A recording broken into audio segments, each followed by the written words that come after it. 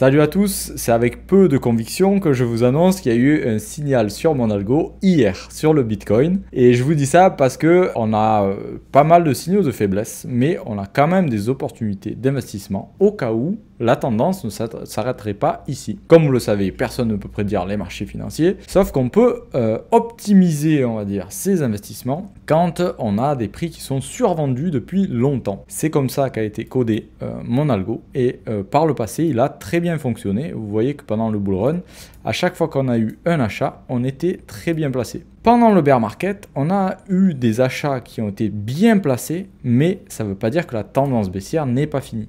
C'est là où je voulais en venir quand je vous ai dit que je n'étais pas super convaincu. J'espère qu'on n'est pas au début d'une tendance baissière avec très peu de rebonds derrière. Mais si vous êtes investi sur long terme, alors ce sera de très bons prix si le Bitcoin continue à monter très fortement comme il l'a fait jusqu'à présent, bien entendu. Donc ça, c'était le Covid. Voilà, je vous ai montré donc dans le passé que ça marche très bien normalement. Et là, on pourrait être voilà, dans un cas comme ça, où ça peut très bien repartir très fort. Ou alors, on entame une période un peu plus difficile où ça baisserait un peu plus. Mais nous, comme on ne réfléchit pas trop et qu'on investit sur une stratégie bien établie, alors on ne prête pas cas à nos émotions ou aux news.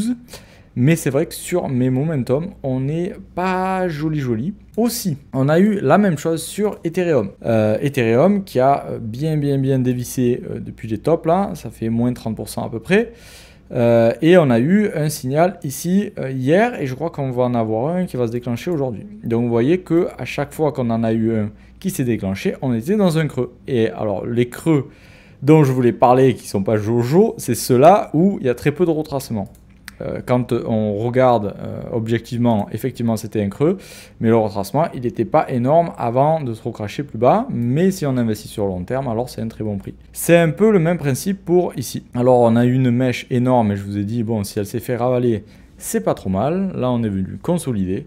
Malgré qu'on ait des momentum qui sont pas jolis, ça n'empêche pas qu'on ait quand même des opportunités d'achat pour des rebonds. Donc voilà, sur Ethereum, ça a donné ça. Vous voyez que là, on a été super bonne opportunité d'achat, sauf que la tendance a continué d'être baissière. Mais en l'occurrence, sur Ethereum, ça a très bien fonctionné aussi. Mais en ce moment, du coup, on a eu plein de signaux, notamment même dans les unités de temps supérieures. Par exemple, en 2 jours, voilà, on a eu de l'Ethereum K trigger. Ceux-là, ils sont encore plus forts que les daily.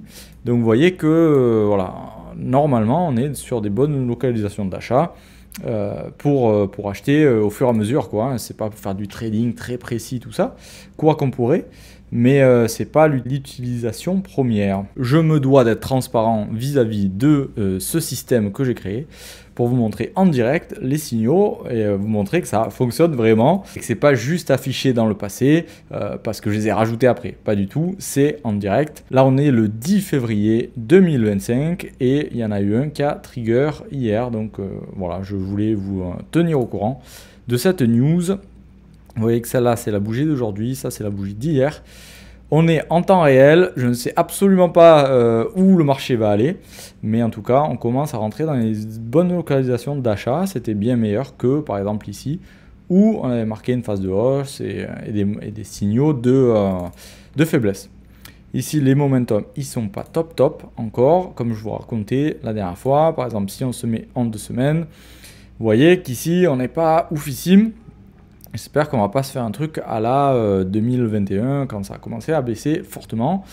En weekly aussi, on n'était pas ouf. Vous voyez que les schémas, quand même, quand ça devient orange et gris, c'est pas topissime. Mais bon, c'était la news du jour. Ça me semble important de vous partager ça en direct pour vous montrer que l'algorithme est en réel. Portez-vous bien, faites attention à vos portefeuilles et je vous dis à la prochaine.